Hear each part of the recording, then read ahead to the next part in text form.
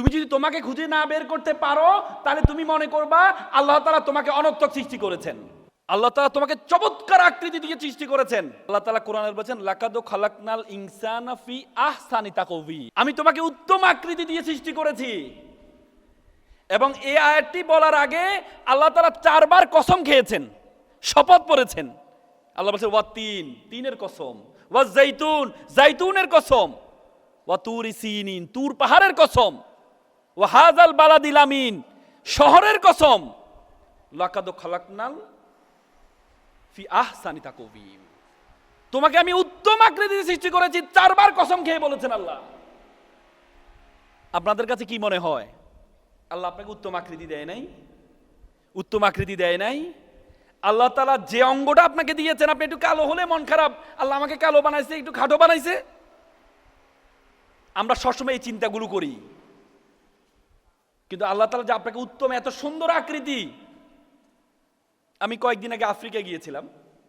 Africa পৃথিবীর largest safari, মাসাই মারা সাফারিতে গিয়েছি। বন্য প্রাণী দেখে প্রায় 500 কিলোমিটার দূরে সাফারিটা। সেখানে এক একটা প্রাণী দেখেছি, তাদের চেহারার দিকে তাকালে ভয় চলে আসে, চেহারার দিকে তাকালে ভয় চলে আসে। এত সুন্দর আকৃতি আল্লাহ তাআলা আপনাকে দিয়েছেন। একবার একটা আল্লাহ রাসূল বলেছেন, একটা পাহাড়ে একটা ব্যক্তি ছিল, সে সবসময় ইবাদত করতেন, পাহাড়ে থাকতেন, ইবাদত করতেন। 400 বছর ইবাদত করেছেন, 400 বছর ইবাদত করেছেন। 400 বছর ইবাদত করার পরে সে পাহাড়ে থাকতেন। কিয়ামতের দিন আল্লাহ বলেছে তাকে আমার দয়া তাকে জান্নাতে নিয়ে যাও। তখন তিনি বললেন, ইয়া আল্লাহ, আপনার দয়া আমাকে জান্নাতে যাইতে হবে কেন? আমি তো শুধু আপনারই ইবাদত করছি, কোনোদিন এলাকায় যাই নাই, পাহাড়ে ছিলাম। তখন আল্লাহ তাআলা বললেন, ঠিক আছে, মিজানের পাল্লার মধ্যে এক পাল্লা তার একটা চোখ রাখো, আরেক পাল্লায় তার আমলনামা রাখো। এক সময় শিবির বলতো, আমরা বিভিন্ন জায়গায় বিভিন্ন যখন প্রোগ্রামে যাই, বিভিন্ন সময় শুনি যে শিবিরকে অন্যভাবে দেখা হতো এতদিন পর্যন্ত। মানে শিবির একটা ভয়ঙ্কর বিষয় বোঝানো হতো। আমি ওদিন একটা হাদিস পড়ছিলাম, আল্লাহ রাসূলের সময় ওকাজের মেলা হতো, বিভিন্ন গোত্র থেকে মেলায় অংশগ্রহণ করত। তো মুহাম্মদ সাল্লাল্লাহু আলাইহি সাল্লামের কাছে যেন মানুষ না আসে, এজন্য ওকাজের মেলায় প্রত্যেকটা মেলার প্রত্যেকটা ভূতে প্রত্যেকটা গেটে এক একটা ভূত বসানো হইতো। ভূতটা কেন বসানো হইতো? ভূতটা এই জন্য বসানো হইতো, বলা হইতো যে আমাদের এলাকায় একটা পাগল আছে, নাউজুবিল্লাহ, বলা হতো মোহাম্মদ একটা পাগল, তার কাছে তোমরা যেও না, সে খুব নিষ্ঠুর মানুষ। তো যারা বিভিন্ন গোত্র থেকে, বিভিন্ন জায়গা থেকে, বিভিন্ন এলাকা থেকে, সিরিয়া থেকে, বিভিন্ন জায়গা থেকে আসতো, তো তারা বলল যে কেমন পাগল লোক, কেমন উম্মাদ লোক, একটু দেখে আসি না। পরবর্তীতে তারা যেত যে এই লোকটা কেমন, এই লোকের বিষয়ে এত ভূত বসানো হয়েছে, এই লোকটা কেমন। পরবর্তী তারা গিয়ে দেখে যে এতক্ষণ পর্যন্ত যা শুনেছে আর বাস্তবে তার মধ্যে কি হাজারো পার্থক্য, তার মধ্যে হাজারো পার্থক্য। তারাই, যারা মুহাম্মদ সাল্লাল্লাহু আলাইহি সাল্লামের নাম শুনে নাই, তারাই এই ভূত বসিয়ে মুহাম্মদ সাল্লাল্লাহু আলাইহি সাল্লামকে তাদের কাছে প্রচারণা করাইতো। গত 17-18 বছর শিবিরকে যে ব্র্যান্ডিং করা হয়েছে, যদিও তারা নেগেটিভ ব্র্যান্ডিং করেছে, আলহামদুলিল্লাহ, বর্তমানে যখন ছাত্র সমাজ, নাম তো শুনেছে ভয়ঙ্কর একটা মানুষ, ভয়ঙ্কর একটা দল, যখন ছাত্র সমাজ সামনে গিয়েছে, যখন ছাত্র সমাজ তাদের অবস্থা দেখেছে, ডাকসুতে দেখেছে যে ছেলেটা শিবিরের সভাপতি, সে ডিপার্টমেন্টে ফার্স্ট হয়েছে, সে ছেলেটা একটা রাজনীতি দলের প্রধান, আবার পড়াশোনায় প্রথম হয়েছে,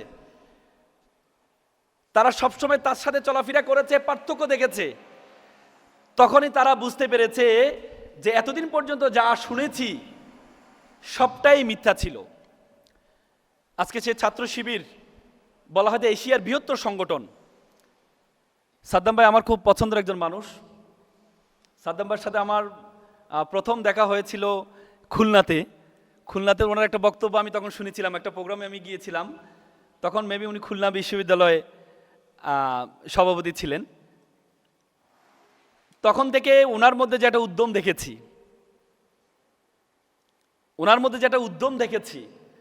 ওনার পড়াশোনার যেই গভীরতা দেখেছি সেটি আমাকে অনেক মুগ্ধ করেছে। আজকে বাংলা ইসলামী ছাত্র শিবিরের মতো একটা বৃহৎ সংগঠনকে পরিচালনা করছেন। আমি তোমাদেরকে যেটি বলার চেষ্টা করেছি সেটি হচ্ছে, তুমি তোমার সম্বন্ধে একটু ধারণা নিতে হবে। তোমরা জানো বাংলাদেশের 2006 সালে একটা অপটিক্যাল ফাইবার স্টেশন করা হয়েছে, সেটি হচ্ছে আমাদের কক্সবাজারে হয়েছে। সে অপটিক্যাল ফাইবার স্টেশনের সেটি সেই স্পেন, পর্তুগাল হয়ে, সিঙ্গাপুর, মালয়েশিয়া হয়ে, ফিলিপাইন হয়ে আমাদের কক্সবাজারের সাথে যুক্ত হয়েছে, পরবর্তী গাজীপুরের হাইটেক পার্কের সাথে যুক্ত হয়েছে। সে অপটিক্যাল ফাইবারের দূরত্ব ছিল 17,500 kilometre. 17,500 kilometre optical fibre cable দিয়ে পুরো পৃথিবীটা আমাদের হাতের মুঠে চলে আসছে। আজকে আমেরিকা কি করছে আমরা এখান থেকে দেখতে পাচ্ছি। আজকে আমরা এখানে কি করছি, আমেরিকার মানুষ ফেসবুকে লাইভের মাধ্যমে দেখতে পাচ্ছে, একটি মাত্র অপটিক্যাল ফাইবারের কারণে। বিজ্ঞান বলে আমাদের মাথায় 2 কোটি নার্ভ আছে, বল যে একটা নার্ভের সাথে আরেকটা নার্ভকে যদি যুক্ত করা হয় তাহলে এটা দূরত্ব হবে 2 লক্ষ মাইল। তার মানে মাত্র 17,000 কিলোমিটার দিয়ে পুরো পৃথিবীটা আমাদের হাতের মুঠে চলে আসছে। 2 লক্ষ কিলোমিটার যে নার্ভ তোমার মাথার মধ্যে আসছে, এইটা দিয়ে পুরো বিশ্বজগৎ তোমার হাতের মুঠের মধ্যে চলে আসবে। ধারণা আছে বিশ্বজগৎ সম্বন্ধে? আমাদের এই পৃথিবীর আয়তন কত জানো? এই পৃথিবীর আয়তন কত জানো? 52 কোটি বর্গ কিলোমিটার। এই 52 কোটি বর্গ কিলোমিটার পৃথিবীতে 7টি মহাদেশ আছে, 5টি মহাসাগর আছে। এই 52 কোটি বর্গ কিলোমিটার পৃথিবীটাকে আমরা যেই সূর্যটা দেখতে পাই, এই সূর্যের মধ্যে যদি ঢুকিয়ে দেওয়া হয় তাহলে 13 লক্ষ পৃথিবী ঢুকিয়ে দেওয়া সম্ভব। আর সূর্য একটা নক্ষত্র। বলা হয় যে একটা নক্ষত্র আছে জুয়েস ব্যাটেল। সে জুয়েস ব্যাটেল যে নক্ষত্র, এই নক্ষত্রটার আয়তন হচ্ছে সূর্য থেকে 33 কোটি গুণ বড়। সুবহানাল্লাহ বলবা না? বলবা না? হাদিসে আছে আলহামদুলিল্লাহ সুবহানানে তামলা ওয়া তামলানে ফিল মিজান। যে ব্যক্তি একবার সুবহানাল্লাহ পড়বে, একবার আলহামদুলিল্লাহ বলবে, আসমান এবং জমিনে যতটুকু ফাঁকা আছে ততটুকু সব তার আমলনামা দেওয়া হয়। শুধু ছেলেরাই আমলনামা দরকার, মেয়েদের দরকার নেই, তোমাদের দরকার নেই। সবাই বলো সুবহানাল্লাহ।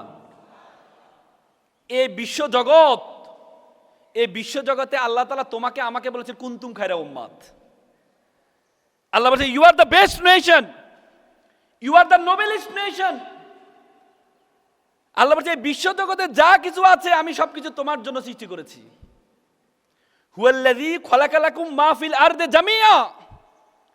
এই বিশ্বজগতে যা কিছু আছে আমি সবকিছু তোমার জন্য সৃষ্টি করেছি। আর তোমাকে আমি সৃষ্টি করেছি কিসের জন্য? ওয়ামা খলাকতুল জিন্না ওয়াল ইনসা ইল্লা লিয়াবুদুন। আর তোমাকে আমি সৃষ্টি করেছি শুধুমাত্র আমার ইবাদত করার জন্য।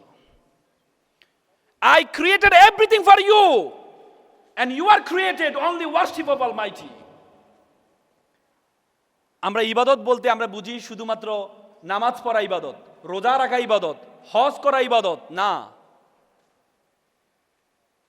জ্ঞান অর্জন করা সবচেয়ে বড় ইবাদত।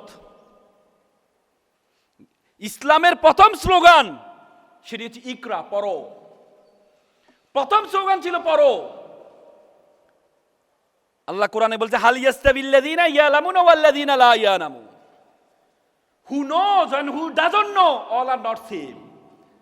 যারা জানে এবং যারা জানে না তারা এক নয়। আল্লাহ তাআলা নামাজের কথা কোরআনে 83 বার বলেছেন, 83 বার জ্ঞান অর্জন করার কথা বলেছেন। ইচ অ্যান্ড এভরি রিলিজিয়ন, আপনি যদি হিন্দু ধর্মে দেখেন, হিন্দু ধর্মের বেদ, ঋগ্বেদ, যজুর্বেদ, অথর্ববেদ, সমবেদ, বেদ শব্দের অর্থ হচ্ছে জ্ঞান।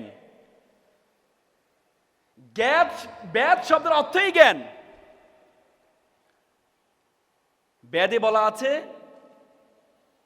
অত বিদ্যাস তপস্বী, বিদ্যা অর্জন করা সবচেয়ে বড় তপস্যা। ওল্ড টেস্টামেন্টে বলেছেন gathering of knowledge is the worship of Almighty. বাইবেলে বলেছে তুমি যদি নলেজ অর্জন করো এটা সবচেয়ে বড় ওয়ার্শিপ।